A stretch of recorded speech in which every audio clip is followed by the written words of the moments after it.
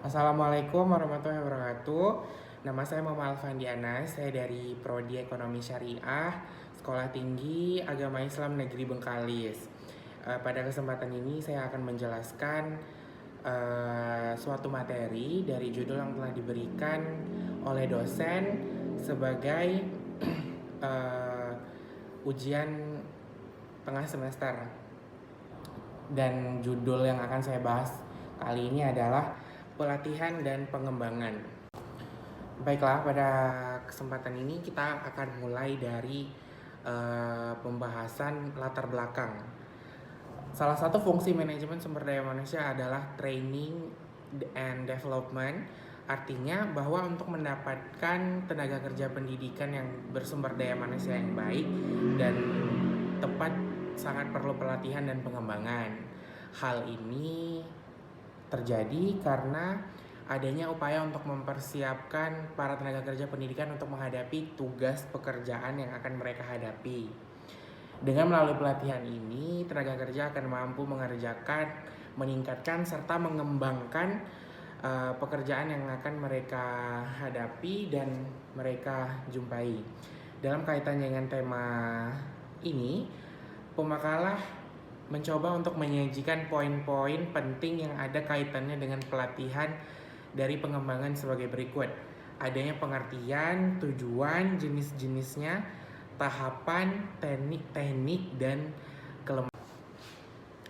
Rumusan masalah yang akan saya bahas hari ini, kalian bisa lihat di screen, yaitu ada hakikat pengembangan SDM, terus jenis pelatihan dan pengembangan, terus ada juga proses pelatihan dan pengembangan, terus ada tujuan pelatihan dan pengembangan, ada juga manfaat pelatihan dan pengembangan, dan yang terakhir ada bagaimana teknik-teknik pelatihan dan pengembangan.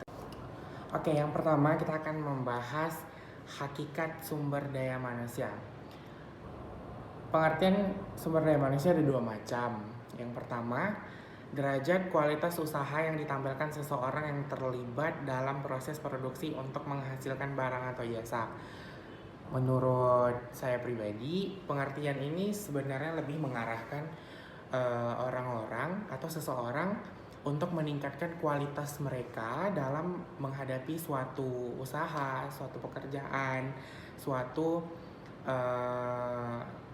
produksi yang dihasilkan atau bisa menghasilkan barang atau jasa. Maksudnya mereka dituntut untuk selalu memiliki kualitas yang baik dan kualitas yang unggul. Yang kedua, manusia memiliki kemampuan kerja untuk menghasilkan produksi baik barang atau jasa. Setiap manusia memiliki kemampuan tersendiri. Cuman manusia juga sebenarnya masih perlu yang namanya masih perlu yang namanya usaha, masih perlu yang namanya pelatihan, dan masih perlu yang namanya bimbingan. Nah, untuk mencapai titik ini, manusia harus mengikuti semua rules yang ada tadi, sehingga mereka akan mampu memiliki kemampuan kerja yang baik untuk menghasilkan suatu barang ataupun jasa. Pengembangan SDM merupakan suatu istilah yang digunakan untuk menggambarkan suatu pendekatan bersifat terintegrasi dan holistik dalam mengubah perilaku orang-orang yang terlibat dalam suatu proses pekerjaan dengan menggunakan serangkaian teknik dan strategi belajar yang relevan. Nah, berarti pengembangan SDM merupakan istilah yang digunakan untuk menggambarkan suatu pendekatan yang bisa mengubah perilaku orang-orang tentunya menjadi lebih baik lagi, tetapi dengan menggunakan teknik dan serangkaian proses yang ada. Yang selanjutnya, konsep ini mengandung makna adanya berbagai unsur kegiatan selama terjadinya proses mengubah perilaku, yaitu adanya unsur pendidikan, adanya unsur belajar dan perkembangan. Unsur pendidikan dimaksudkan untuk menentukan teknik dan strategi yang relevan untuk menggambarkan proses terjadinya interaksi antara individu dalam lingkungan, termasuk dengan pendidik. Adapun unsur perkembangan yang dimaksud sebagai proses gradual dalam perubahan dari suatu keadaan, misalnya dari keadaan tidak dimilikinya kompetensi menjadi keadaan dimiliki kompetensi yang terjadi dalam jangka waktu tertentu. Maksud dari penjelasan tersebut ialah di mana konsep yang tadi memiliki atau mengandung makna dari berbagai unsur kegiatan dari proses pengubahan perilaku. Nah, dalam proses mengubah perilaku, kita juga memiliki unsur pendidikan, unsur belajar, dan unsur pengembangan. Dari ketiga unsur tersebut sebenarnya memang memiliki peran yang sangat penting, memiliki peran yang memang bisa untuk menjadikan pengembangan SDM ini menjadi lebih baik lagi dan membuat individu lebih bisa memahami dan lebih mudah untuk berinteraksi dalam lingkungan termasuk pendidik. Kita akan membahas materi yang kedua, yaitu jenis pelatihan dan pengembangan. Terdapat banyak pendekatan ataupun pelatihan sebenarnya di luar sana. Menurut Shimamura, ada 5 jenis pelatihan yang dapat diselenggarakan dan mungkin ini juga biasa diselenggarakan oleh publik. Yang pertama ialah pelatihan keahlian. Pelatihan keahlian atau skills training merupakan pelatihan yang sering dijumpai dalam organisasi. Berarti pelatihan ini sebenarnya memang sudah dipersiapkan oleh satu organisasi untuk orang-orang yang ingin bergabung di dalamnya, dan mungkin organisasi ini juga sudah menyiapkan beberapa skill, beberapa teknik, skill atau teknik untuk menyampaikan atau memberi pelatihan ini kepada anggotanya atau anggota yang baru saja ingin bergabung di dalam organisasi tersebut. Yang kedua ialah pelatihan ulang. Pelatihan ulang atau retraining adalah subset pelatihan keahlian. Pelatihan ulang berupaya memberikan kepada para karyawan keahlian-keahlian yang mereka butuhkan untuk menghadapi tuntutan kerja yang berubah-ubah. Berarti pada penjelasan ini para individu dituntut untuk memiliki keahlian yang lebih. Mengapa? Karena pada dasarnya mereka di luar sana juga sebenarnya belum tentu begitu mengerti dengan apapun jenis pekerjaan yang akan mereka hadapi, dan mungkin saja pelatihan yang sudah mereka dapat sebelumnya pada organisasi, pada forum, sebenarnya masih jauh dari kriteria suatu pekerjaan yang mereka ambil atau mereka pilih. Yang ketiga ada pelatihan lintas fungsional. Pelatihan lintas fungsional atau cross functional training melibatkan pelatihan karyawan untuk melakukan aktivitas kerja dalam bidang lainnya selain pekerjaan yang ditugaskan. Maksudnya karyawan dituntut juga untuk menguasai beberapa teknik pelatihan kerja, walaupun sama juga yang kedua tadi, sebelumnya mereka memang belum pernah untuk ada pelatihan-pelatihan yang sudah mereka ikuti, tetapi pada pekerjaan yang mereka hadapi, pelatihan itu sebenarnya tidak membantu, tidak sesuai dengan jenis pekerjaan yang mereka hadapi. Artinya mereka juga harus mampu untuk mencari alternatif sendiri tentang pelatihan-pelatihan yang akan mereka hadapi pada pekerjaan yang baru ini. Pelatihan tim.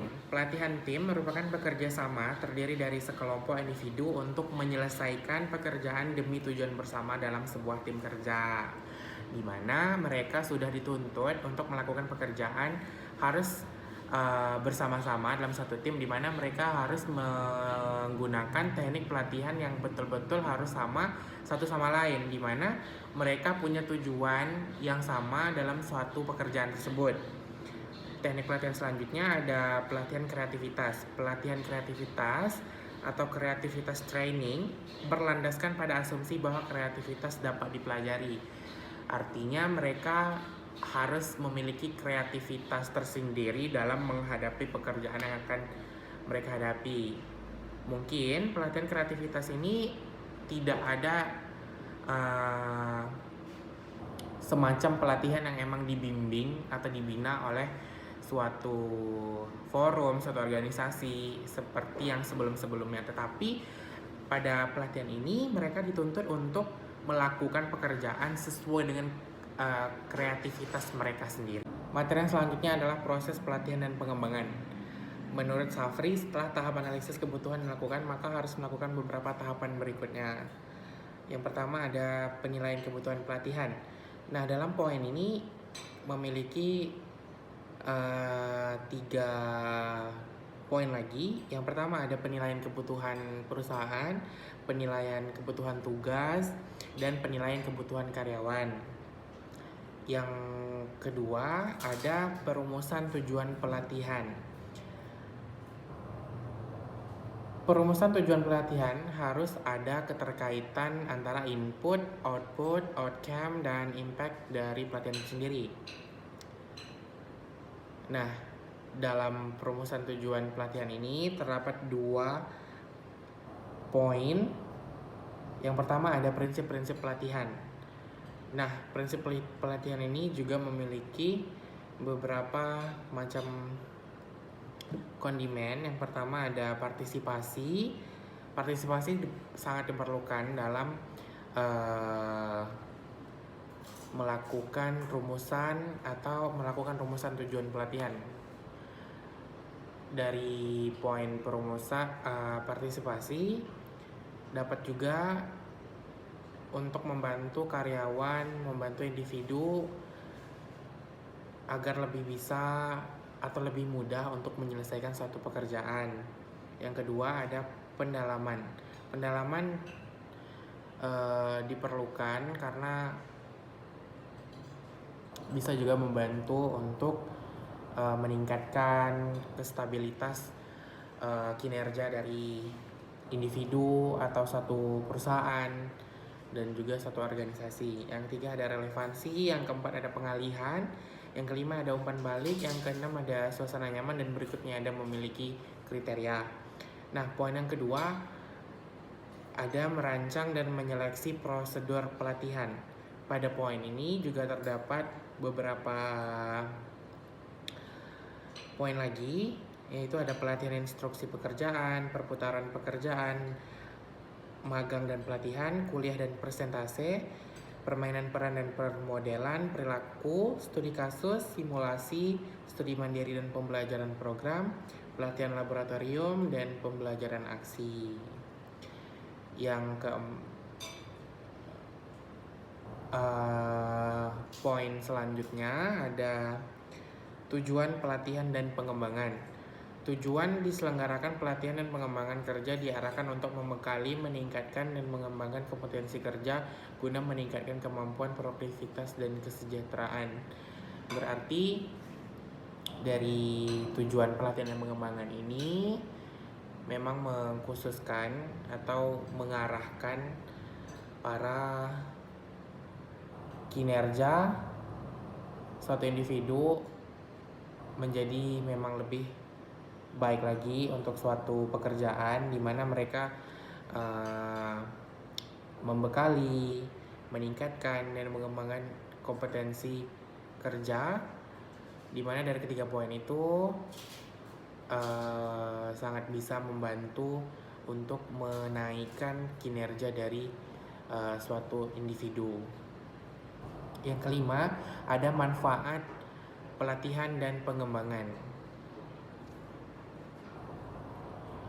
Beberapa manfaat nyata yang ditangguk dari program pelatihan dan pengembangan adalah meningkatkan kualitas produktivitas, mengurangi waktu belajar yang diperlukan karyawan untuk mencapai standar kinerja yang dapat diterima, membentuk sikap loyalitas dan kerjasama yang lebih menguntungkan, memenuhi kebutuhan perencanaan sumber manusia, mengurangi frekuensi dan biaya kecelakaan kerja, membantu karyawan dalam peningkatan dan pengembangan pribadi mereka. Jadi ini kalau menurut saya adalah poin yang terpenting dari suatu pelatihan, yang mana kita memang harus ada pelatihan atau pengembangan dahulu sebelum melakukan pekerjaan, karena ya itu tadi manfaat dan kegunaannya juga sangat bagus, sangat membantu kita untuk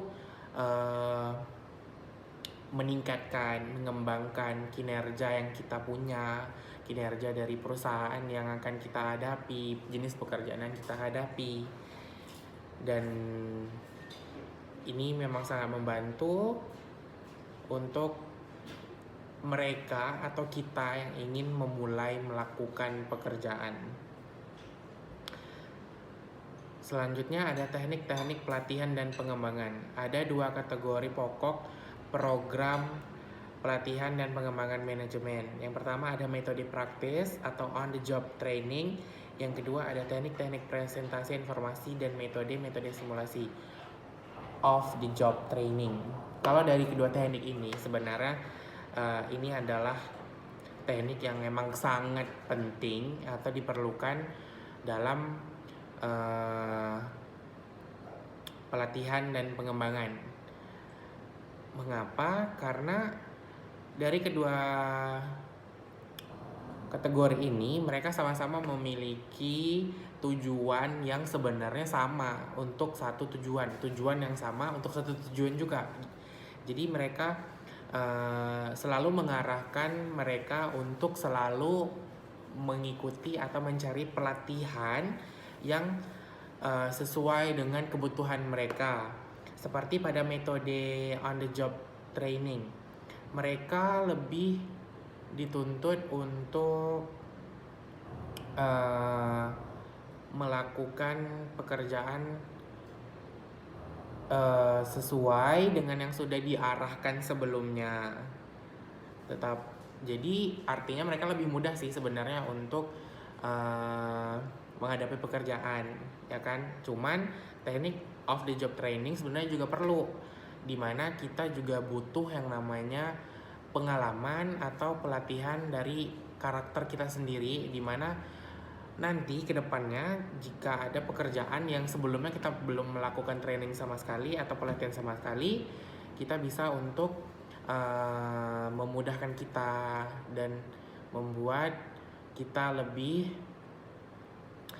mudah melakukan suatu pekerjaan. Berikutnya adalah kesimpulan. Ini merupakan akhir dari penjelasan pelatihan dan pengembangan ini. Kesimpulannya itu ada 2. Yang pertama ada pelatihan dan pengembangan merupakan salah satu solusi terhadap sejumlah problem penurunan kualitas kinerja organisasi atau lembaga dan instansi yang disebabkan oleh penurunan kemampuan dan keusangan keahlian yang dimiliki oleh karyawan atau tenaga kerja. Dimana maksudnya ialah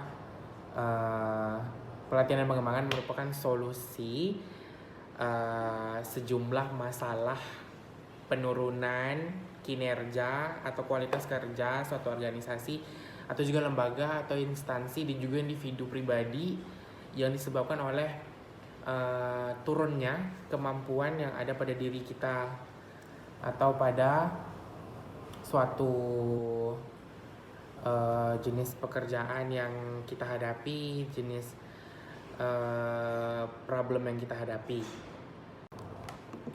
Selanjutnya, pelatihan dan pengembangan bukanlah solusi utama yang dapat menyelesaikan semua persoalan organisasi, lembaga atau sebuah instansi, tetapi mengarah pada peningkatan kinerja para karyawan atau tenaga kerja yang baik dan benar. Dan tujuan pelatihan dan pengembangan kerja adalah untuk merubah sikap, perilaku, pengalaman, dan performansi kinerja. Artinya pelatihan dan pengembangan sebenarnya memang bukan solusi utama dari penyelesaian semua persoalan organisasi, persoalan individu, persoalan lembaga, tetapi pelatihan dan pengembangan lebih mengarahkan kita untuk meningkatkan kinerja yang lebih baik dan lebih benar. Dalam kata arti, kita lebih mudah untuk melakukan pekerjaan yang ada jika kita sudah melakukan teknik pelatihan dan pengembangan. Jadi, pengembangan adalah bentuk perubahan sikap, perilaku, pengalaman, dan performasi kinerja yang memang lebih baik lagi. Baiklah, itu tadi penjelasan yang dapat saya sampaikan pada presentasi hari ini. Jika terdapat kesalahan dan kekurangan, mohon untuk dimaafkan dan juga untuk dikoreksi lagi. Dan saya harap pada presentasi hari ini kita juga dapat sama-sama lebih belajar lagi dan lebih memahami apa itu pelatihan dan pengembangan. Sekian dari saya. Wabillahi taufiq wal hidayah. Wassalamualaikum warahmatullahi wabarakatuh.